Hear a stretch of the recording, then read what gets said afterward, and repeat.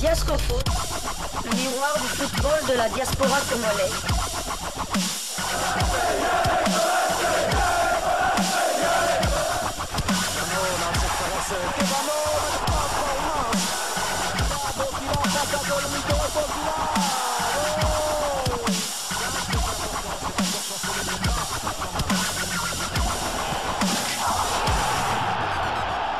Diasco Foot, le miroir du football de la diaspora congolaise. Diasco Foot, le miroir du football de la diaspora congolaise.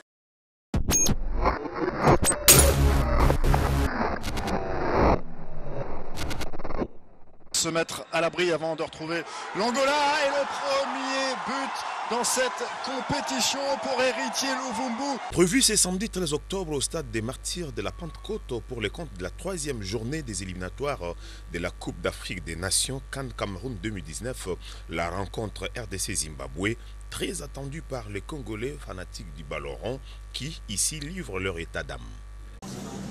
Bon, Léopard, la biso de l'équipe de Zimbabwe, mais vu que le match là tout d'abord pour gagner en gros. Et surtout au jouer sur place. Pour la sélection à Sali, pas professionnel, il y a ma casse pour que tu aies l'espoir. Mais à Sali, erreur fait la classement d'un Sali qui est bouillé et ça m'a la monté. À tiens titulaire la place naïe pour jouer une fois pour tout gagner match. Et c'est que match que les bouillés comme on a tellement bouillé, tout on a raisonné, tout on a pour forcer les amalams à ça la classement normal professionnel à aligner bon ba loko peut pas jouer malam na poste na bango à tia bango normal va réserve pour bazala mais pour n'avoir vraiment chance les alliés que gagner pas certainement to gagner bien même par rapport à match à samedi étant congolais ce n'est pas de gagner souhait de gagner et puis les cartes va bien baiser pourquoi pas 3 4 8 puisque l'équipe a première na bis la deuxième naïe par rapport à goal average mais va prendre un numéro si j'ai tout côté première place wana pour la d'office qualifié à tout gagner CAN en 2019 la Cameroun dernièrement tout Sibir dans CAN en 2017 la CAN na bis on a beaucoup mais le raté on a erreur mo reste maïka pour ceux qui paye coaching ceux qui paye gouvernement on en parle pas aujourd'hui mais tout arabe au-delà du lobby c'est ben de Robeta donc c'est un coach à sa classement moi bien comme un message au ça là pour c'est pour congolais nous ça tout beau ça à 2017 na Gabon. Diasco Foot, le miroir du football de la diaspora congolaise. Namoni vraiment ba joueur penza va répondre penza bien ndenge singeli parce que namoni sélection trop kozala penza moi bien. Donc la bande ko balembisi mo mutema na bango ba ye vraiment namoni que non ba joueur na biso bande ya ko s'entraîner namoni ko le kamala vraiment makasi. Il faut retoucher moi quelques joueurs donc la benga ki pe ba joueur na biso mususu ba loko na biso pe moi mingi bazawa bona moni il faut asangisa pena ba loko wana comme ça pe ba meka ko sala penza moi classement mususu oya sika ko sala biso penza moi match vraiment na moni que no ba Zimbabwe bazawa ba makasi te ba ko za bango misato bien mine penza ba ko za ko penza ya bien pa na biso pota to ke pena ba ko pe kuna to ko beta bango Zimbabwe penza ba sa biso le côté bon ebenge azosa musala na kitoko mais bisika moko tozo moni défaillance hein ezali ke ba joueur bazali ni ya kozwa nano premier temps afanti ba joueur wa watu sepeli asala ndenge asalaka musala na ye to sepela omoni tozalaki na Claude de Roi to sepelaka te le pas ezaki koganye te toujours parce que le Rwanda ngai nde naza kotambola na buto banza mukalai na buto Rwanda basangisaka kulitwire na sport bon ntango ya ye kozwa tomoni ke mwana mboka azotambusa mosala malamu asala mosala na ye bien toza sûr ke tokoganye. Diasco Foot, le miroir du football de la diaspora congolaise. Bon, d'abord on a Mambaba, les Zimbabwe, Azana Palmarès, une équipe à Léopard. Nous sommes un grand pays de football en Afrique. Alors match on a Congolais nous avons besoin de gagner en gros. Mais les autres ça la passe pour qui mis en mbokate. Oyebi so kinda ko kanezate pour besoin résultat malamu ezala raté des mois au kota. Ya on tozo senga classe politique base un consensus sur la machine à voter, base un consensus sur la machine à voter, de telle sorte que tu as apaisement et l'esprit à Banamboka, même jouer dans le terrain, à la l'aise. Je pense que c'est de cette façon-là qu'on peut gagner les Zimbabwe facilement. Match, ils ont ballon, ils ont rond, et Betamarana 22 joueurs. D'emblée, non, le Léopard a gagné, tout ça, Zimbabwe va pour là, ils ont passé. Pour le premier, na poule na bango, na poule, biso toza deuxième, toza ce qu'on la nana passer pour na akende na finale. D'où eza le tout maintenant dépendra na sagesse ya coach Ibenge na ndenge ba joueur ba komi pesa na terrain. Des ba joueur ba komi pesa na terrain. Des fois ba joueur msu ba ko bangisa lokolo na e pour na aza professionnel, azo bangisa lokolo na e aza ko s'engager makasi te, ba msu aza ko s'engager makasi. Donc le tout dépendra maintenant ya ba joueur na coach ndenge ko coacher équipe na e. Diesco Foot, le miroir du football de la diaspora congolaise. Quel but! Qu'est-ce qu'elle est belle! Le but sensationnel! Ils sont tous là.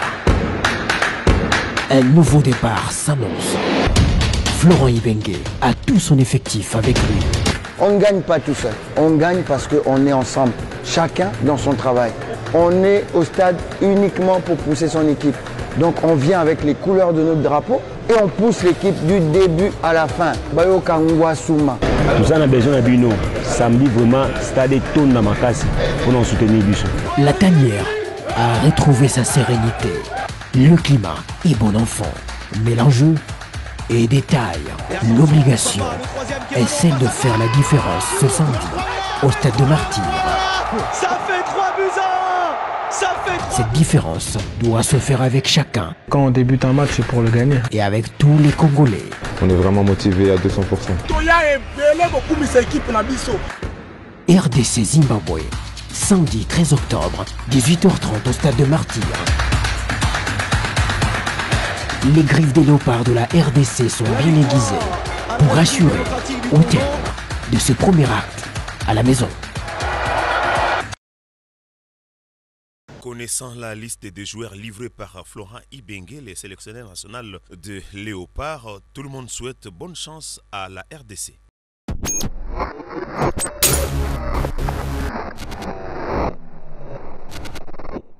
Sur cette action, c'est ballon pour l'acier, oui, avec Salomon Kalou qui pénètre.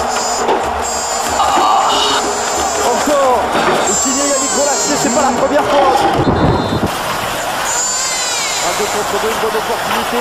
Attention, peut-être la balle de match. Oh là là. Oh, mon Dieu. Encore petit longola batol yamanzanza ya kalawana kotoluka mulunge talangai bandana son batol onduline 15 ans yangoyo tol onduline eza na ba avantage ebele ata moye eza makasi na ndako ayepananga fraîcheur tolondiline atambula ezobeta okoyoka makelele te pongi kitoko avantage mosusu na tolondiline soki mopepe ata ya noa ekotikalaka kolongwa ata moke te tolondiline eza simple rapide et facile à installer ezotekama na société Trans Import magasin Matek na avenue du marché numéro 180. Lisusu pe na Tombal Bay kaka awa en face à Newlis magasin Matek. Tolondiline.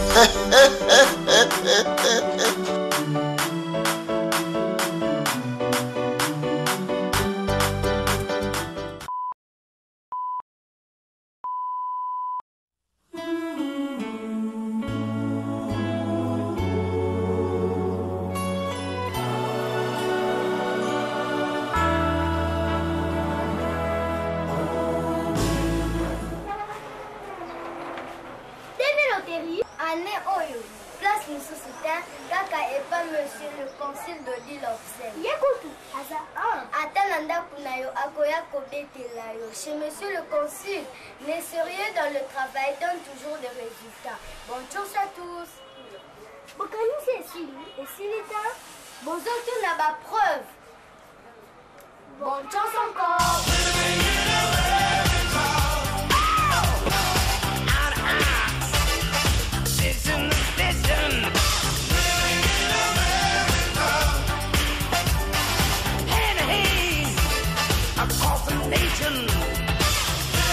This year, no one else, only at the Castle de Lafsen. Him also, he is a humble guy.